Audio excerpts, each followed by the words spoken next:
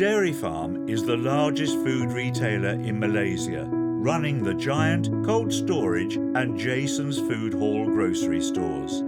But a shocking new investigation reveals filth, food safety risks, and animal cruelty in the company's supply chain. This footage is from SHH Poultry and LTKM Berhad, two of the main egg suppliers to Dairy Farm. On these farms, baby birds are confined in barren metal crates just after they're born. They will live their entire lives packed so tightly together they can barely turn around. Hens struggle desperately to escape. They will never be able to fully spread their wings or engage in natural behaviours. Many have their feathers scraped off from constantly rubbing against the cage bars. Others suffer foot problems from spending nearly their entire lives on wire floors.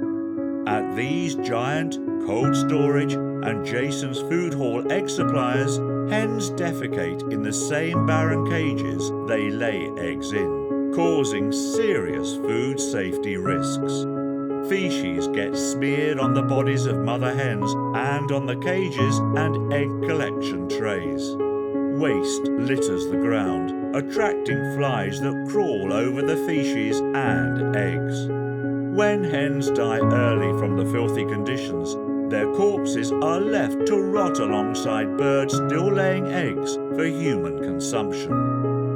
The European Food Safety Authority has found confining hens in cages dramatically increases the risk of salmonella contamination, with caged egg farms up to 25 times more likely to be contaminated with certain strains of salmonella.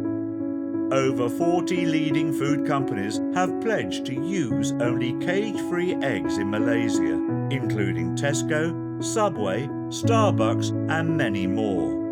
But not Dairy Farm. It's time for Dairy Farm to make the safety of its customers a top priority.